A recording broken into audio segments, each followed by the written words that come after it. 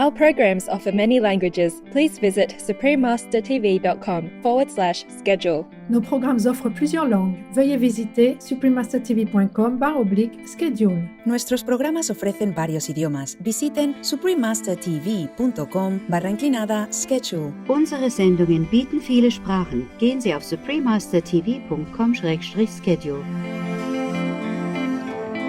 Be assured that the essence of piety toward the gods lies in this to obey them, and yield to them, and willingly follow them amidst all events, as being ruled by the most perfect wisdom.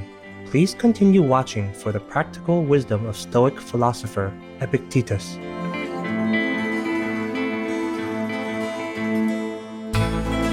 Kalos ήρθατε is welcome in Greek. Shining viewers, I'm Theo. The cheerful people of Greece salute you and wish you never-ending joy and inner fulfillment in the grace of the Providence. Welcome to Stoic Philosophy is Applied in Humility, excerpts from Epictetus Enchiridion, part 1 of 2 on Words of Wisdom. Epictetus was a Greek Stoic philosopher who lived in the 1st and 2nd centuries CE.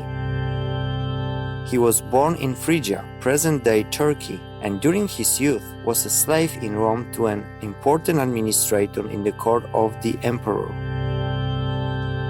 At an early age, Epictetus developed a significant interest in philosophy. With his owner's permission, he studied under Gaius Musonius Rufus, who, along with Epictetus, is now considered one of the great Stoic philosophers of the Roman Empire. After acquiring his freedom in 68 CE, young Epictetus became a teacher of philosophy in Rome, later continuing his practice in northwestern Greece by founding a philosophical school there. Epictetus, who led a simple lifestyle with very few possessions, taught a practical philosophy to help people lead meaningful lives. He emphasized integrity, personal freedom, and self-mastery through the use of reason and virtue, which is required to live in accordance with nature. The detailed steps and techniques in this regard presented in his teachings illustrate Stoicism as a way of life. One of Epictetus' most dedicated students was Arrian, who compiled and published his own personal notes from his teacher's lectures into the well-known books Discourses and Enchiridion. Epictetus' teachings have had an immense influence throughout the centuries, including on the great philosopher and Roman Emperor Marcus Aurelius, on early Christian moral thought, on current approaches in psychology, and more, and continues to have an impact on many intellectuals, thinkers, and philosophers around the world. The beloved Stoic philosopher and teacher was remembered as a lively speaker who was able to make his listeners feel his own insights. Today, we will read a selection from the Enchiridion by Epictetus as we come to a better understanding of the many profound details and ethics in maintaining a spirit of moderation and humility, and in keeping a balanced relationship with the outside world and ourselves. The Enchiridion. In every affair, consider what precedes and what follows, and then undertake it. Otherwise, you will begin with spirit, indeed, careless of the consequences, and when these are developed, you will shamefully desist. I would conquer at the Olympic Games, but consider what precedes and what follows, and then, if it be for your advantage, engage in the affair. You must conform to rules, submit to a diet, refrain from dainties, exercise your body, whether you choose it or not, at a stated hour, in heat and cold. You must drink no cold water, and no wine. In a word, you must give yourself up to your trainer as to a physician.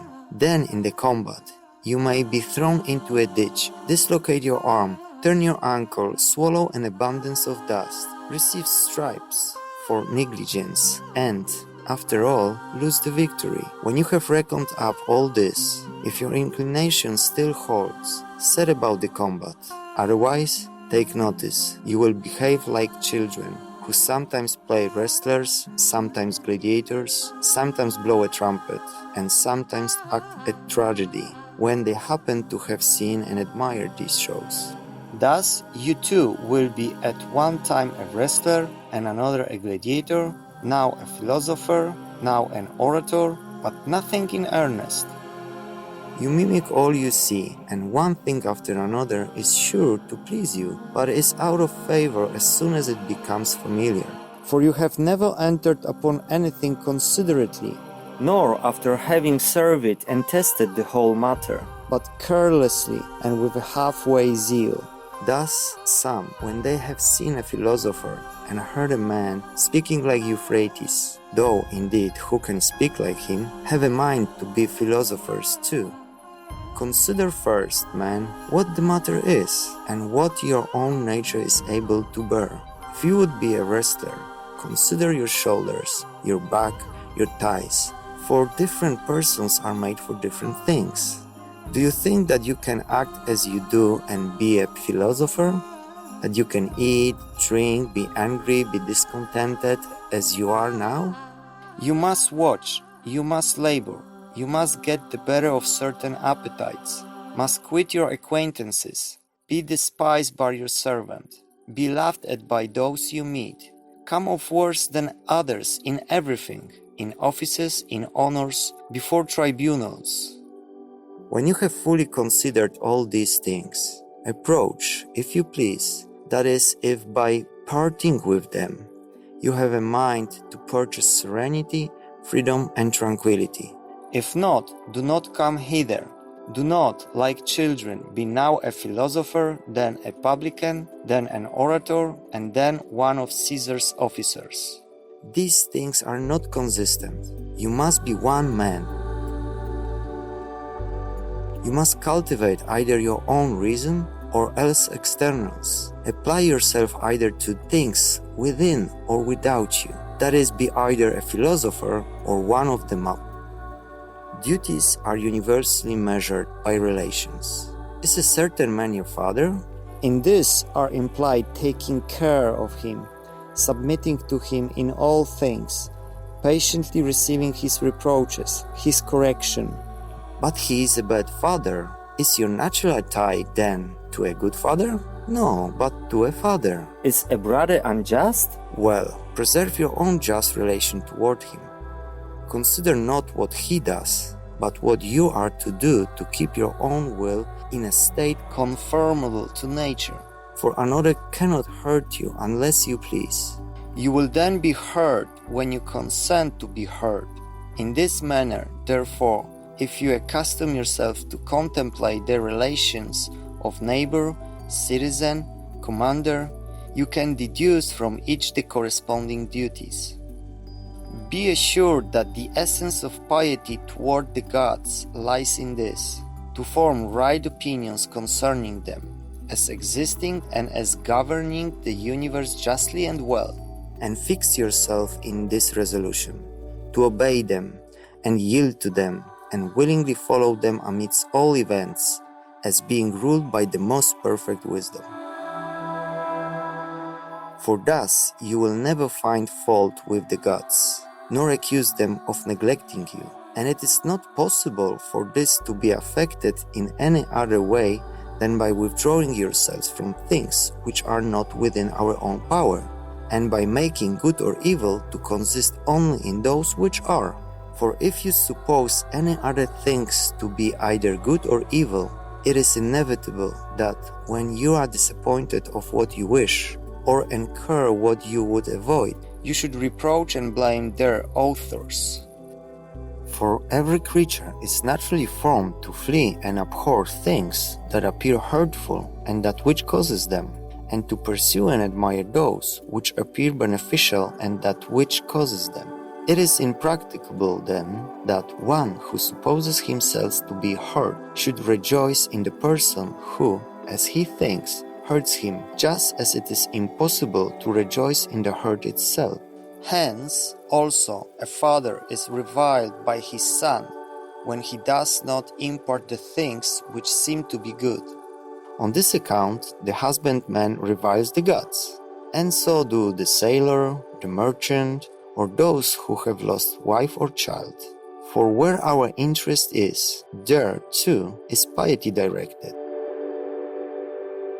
So that whoever is careful to regulate his desires and aversions as he ought is thus made careful of piety likewise.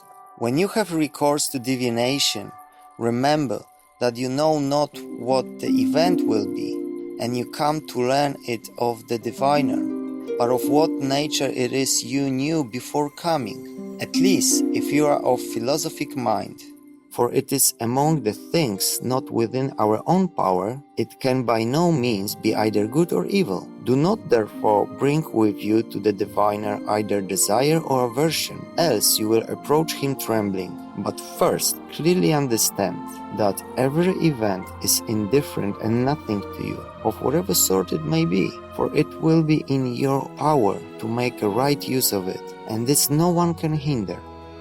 Then come with confidence to the gods as your counselors, and afterwards, when any counsel is given you, remember what counselors you have assumed, and whose advice you will neglect if you disobey. Come to divination as Socrates prescribed, in cases of which the whole consideration relates to the event, and in which no opportunities are afforded by reason or any other art to discover the matter in view. When therefore it is our duty to share the danger of a friend or of our country, we ought not to consult the oracle as to whether we shall share it with them or not. For though the diviner should forewarn you that the auspices are unfavorable, this means no more than that either death or mutilation or exile is portended. But we have reason within us, and it directs us, even with these hazards, to stand by our friend and our country. Attend, therefore, to the greater diviner, the Pythian god, who once cast out of the temple him who neglected to save his friend. Kind viewers, we appreciate your company for today's Words of Wisdom. Please join us again next Tuesday, September 8, Part 2 of Stoic Philosophy is Applied in Humility, excerpts from Epictetus Enchiridion. Coming up next is Spinning the Light of Art, 2019 International Artists' Day celebration in Taiwan, Formosa, Part 1 of 10, right after Noteworthy News. Please stay tuned to Supreme Master Television for more constructive programming. May your example of divinity, coupled with benevolent actions, keep inspiring the world in God's brilliance. Our programs offer many languages. Please visit suprememastertv.com/schedule and suprememastertv.com/WOW.